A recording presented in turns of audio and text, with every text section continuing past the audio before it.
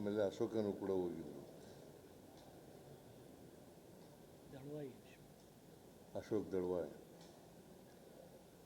ಆಗಲೂ ಕೂಡ ರೈತರು ಒಪ್ಪಿಲ್ಲ.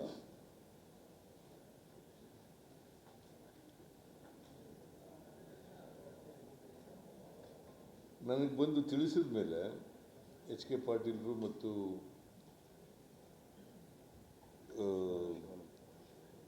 ಶಿವನ್ ಪಾಟೀಲರು ಮತ್ತು ಸತೀಶ್ ಜಾರಕಿಹೊಳಿ ಅವರು, ಲಕ್ಷ್ಮೀ ಹೆಬ್ಬಾಳ್ಕರ್ ಅವರು, ನಾನು ಕೂಡಲೇ ನಿನ್ನೆ ಕ್ಯಾಬಿನೆಟ್ ಕರೆದಿದ್ದ. ಕ್ಯಾಬಿನೆಟ್ನಲ್ಲಿ ಚರ್ಚೆ ಮಾಡಿ ನಿಮಗೂ ಕ್ಯಾಬಿನೆಟ್ನಲ್ಲಿ ಏನು ಚರ್ಚೆ ಆಯಿತು ಅನ್ನೋದ್ರ ಬಗ್ಗೆ ನಿನ್ನೆ ಹೇಳಿದ್ದೀನಿ, ಪ್ರಸ್ತಾಪ ಮಾಡಿದ್ದೀನಿ. ಮತ್ತೆ ನಾನು ಅದನ್ನು ಪುನರುಚ್ಚಾರ ಮಾಡೋಕ್ಕೆ ಹೋಗಲ್ಲ.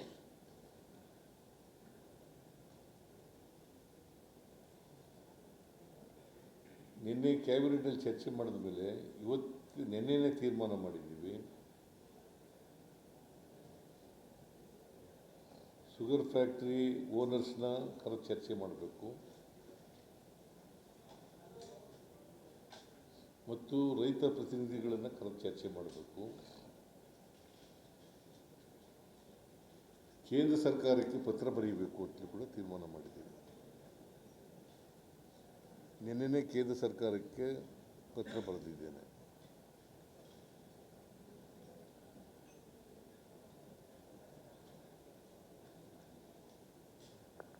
ಇವತ್ತು 11:30ಯಿಂದ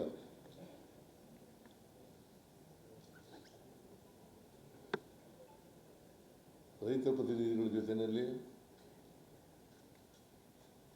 ಮತ್ತು ಸಕ್ಕರೆ ಕಾರ್ಖಾನೆಗಳ ಮಾಲೀಕರುಗಳ ಜೊತೆಯಲ್ಲಿ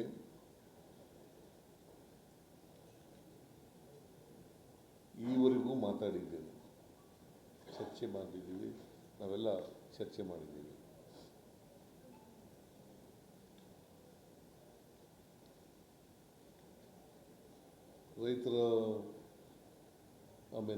ರೈತರ ಪ್ರತಿನಿಧಿಗಳು ಅವ್ರ ಸಮಸ್ಯೆಗಳನ್ನು ಪ್ರಸ್ತಾಪ ಮಾಡಿದ್ದಾರೆ.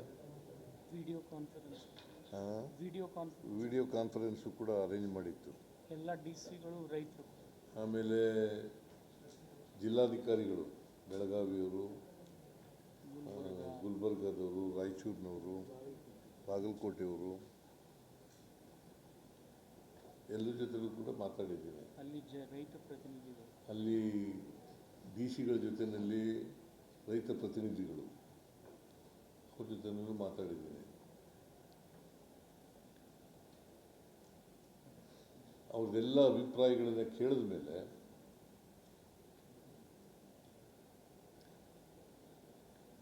ಸಕ್ಕರೆ ಕಾರ್ಖಾನೆಗಳ ಮಾಲೀಕರು ಕೆಲವು ಸಮಸ್ಯೆಗಳನ್ನು ಹೇಳಿದ್ರು, ರಾಜ್ಯ ಸರ್ಕಾರದಿಂದ ಆಗಬೇಕು. ನಾನು ಅದಕ್ಕೆ ಒಂದು ಮೀಟಿಂಗ್ ಮಾಡೋಣಪ್ಪ, ಚರ್ಚೆ ಮಾಡಿ ಅದಕ್ಕೆ ಚರ್ಚೆ ಮಾಡಿ ಏನು ಪರಿಹಾರ ಕೊಡಲಿಕ್ಕೆ ಸಾಧ್ಯ ಆಗ್ತದೆ ಅದನ್ನು ಮಾಡೋಣ ಅಂತ ಹೇಳಿದ್ದೀನಿ.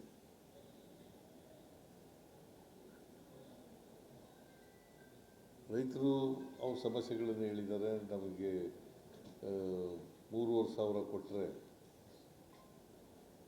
ಇದಲ್ಲದೆ HNT harvesting and transport cost ಅಲ್ಲದೆ 3,500 ಕೊಡಬೇಕು ಅಂತ ಅವರು ಅಭಿಪ್ರಾಯ ವ್ಯಕ್ತ ಮಾಡಿದರು. 3,200 TC 11.25 ಇಳುವರಿಗೆ ಒಪ್ಕೊಂಡಿದ್ರು. ಅದಕ್ಕೆ ನಾನು ಇವತ್ತು ಚರ್ಚೆ ಆದಮೇಲೆ ಅಂತಿಮವಾಗಿ ಒಂದು ತೀರ್ಮಾನ ಮಾಡಿ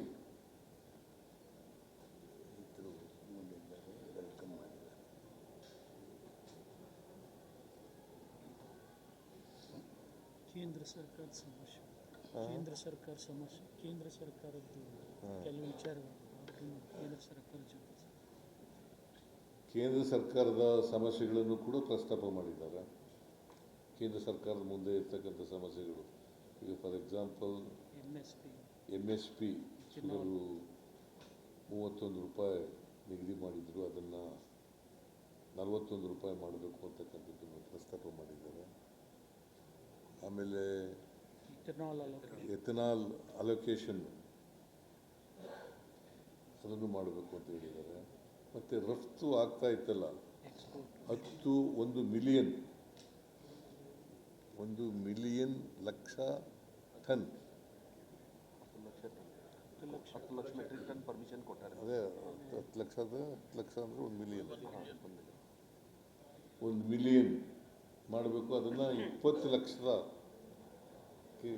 ಕೊಂಡೊಯ್ಯಬೇಕು ಅಂತಕ್ಕಂಥದ್ದನ್ನು, 20 ಲಕ್ಷ ಅವಕಾಶ ನಮಗೆ ರಫ್ತು ಮಾಡ್ತಕ್ಕಂಥದ್ದನ್ನು 20 ಲಕ್ಷ ಮಾಡಬೇಕು ಅಂತ ಹೇಳಿದ್ದಾರೆ.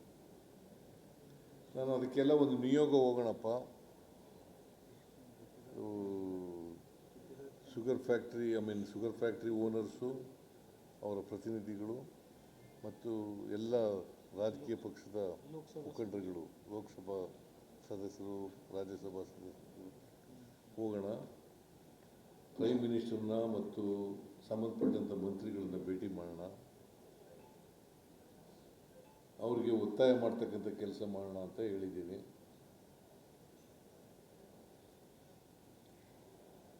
ಅದಕ್ಕೆ ಎಲ್ಲರೂ ಒಪ್ಕೊಂಡಿದ್ದಾರೆ.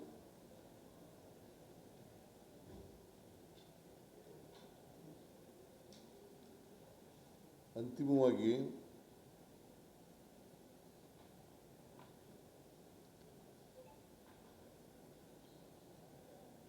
ಎಲ್ಲ ಶುಗರ್ ಫ್ಯಾಕ್ಟ್ರಿಗಳಿಗೆ ಅನ್ವಯ ಆಗೋ ರೀತಿಯಲ್ಲಿ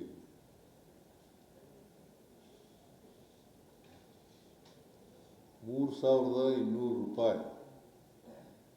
ಒಂದು ಮೆಟ್ರಿಕ್ ಟನ್ಗೆ ಏನು ಒಪ್ಪಂದ ಮಾಡ್ಕೊಂಡಿದ್ರು ಬೆಳಗಾಂನವರು, ಅದ್ರ ಜೊತೆಗೆ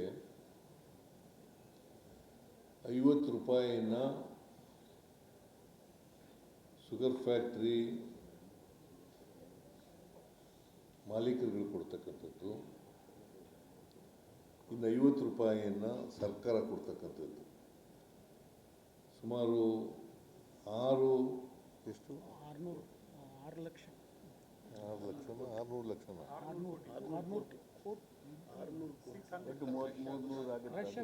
ರಶ್ ಆಗೋದು 6 ಕೋಟಿ 6 ಕೋಟಿ 70 ಲಕ್ಷ ಟನ್ ಸರ್. ಅಷ್ಟಾಗೋದಿಲ್ಲ, 6 ಕೋಟಿ ಸುಮಾರು 6 ಕೋಟಿಗಿಂತ ಹೆಚ್ಚಾಗ್ಬೋದು. 6 ಕೋಟಿ ಟನ್ ಮೆಟ್ರಿಕ್ ಟನ್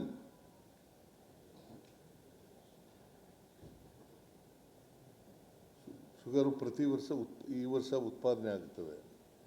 5 ಲಕ್ಷ 40 ಅಲ್ಲ, ಕಳೆದ ವರ್ಷ 5,20,5 ಯಾರ್ರಿ ಶುಗರ್ ಮಿನಿಸ್ಟ್ರು? ಇಲ್ಲೇ 5.6 ಶುಗರ್ ಕನ್ವರ್ಷನ್. ಈ ವರ್ಷ ಅಂದಾಜು ಎಷ್ಟು ಮಾಡಿದ್ದೀರಿ?